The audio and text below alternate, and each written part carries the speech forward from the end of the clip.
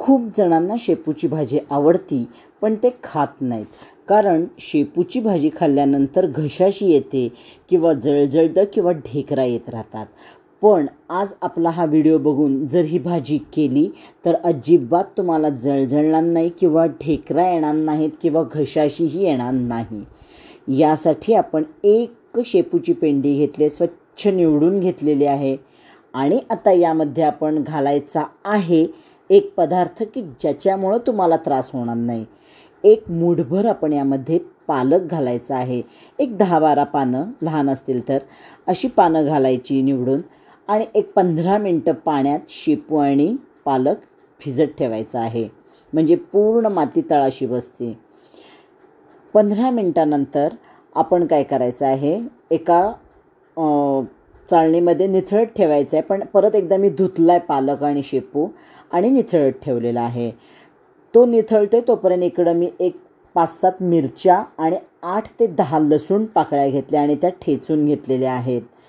मिरच्या तुमच्या आवडीनुसार कमी जास्त करा.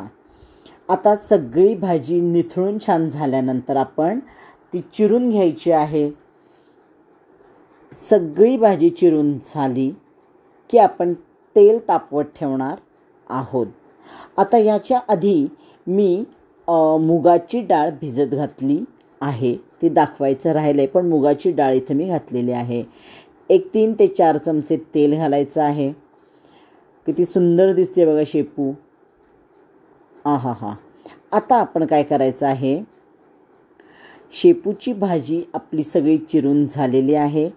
तेल इकडं तापते आणि इकडं डाळसुद्धा आपली भिजत जी ठेवली होती मुगाची ती छान भिजली गेली आहे.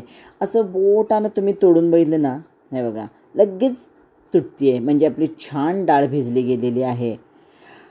आता आपण इथं तेलही तापलं आहे, जिरे घालायचे थोडासा इथं आपण हिंग घालायचं आहे. तुम्हाला आवडत असेल तर तुम्ही घाला. आणि आपण जे मिरची आणि लसूण याचं जे पेस्ट केली आहे ती आता इथं घालून आपण छान परतून घ्यायची आहे. लसूण असा छान मस्त खमंग परतला गेला पाहिजे. थोडा हिंग इथं घाला.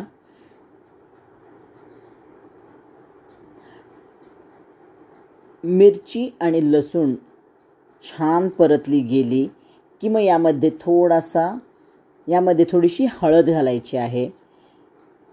लाल तिखट तुम्हाला हवा असेल, मिरची घातलेली आहे पण त्यानुसार तुम्ही कमी जास्त लाल तिखट घाला. आणि भाजी आपण चिरलेली आहे ती सगळी घालायची आहे, डाळ घालायची आहे सगळी. आणि आता आपण शेपूची भाजी परतून घ्यायची आहे. पालक घातल्यामुळं आपल्याला जो इतर वेळी आपला जो त्रास होतो जळजळणं, घशाशी येणं, तो होत नाही. मस्त अशी गरम गरम शेपूची भाजी आणि भाकरी, आहा, सुंदर कॉम्बिनेशन आहे. भाजी थोडी कमी झाली की मग त्याच्यात मीठ घालायचं आणि परत 2 ते 3 मिनटं छान भाजी परतून घ्यायची. 2 ते 3 मिनटांना अशी आपली भाजी मस्त परतून झालेली आहे आणि आपली भाजी खायसाठी तयार झालेली आहे. आता इथून पुढं तुम्ही नक्की शेपूची भाजी खाणार आणि तुम्हाला त्रास होणार नाही. व्हिडिओ आवडला लाईक करा, शेअर करा. थँक्यू.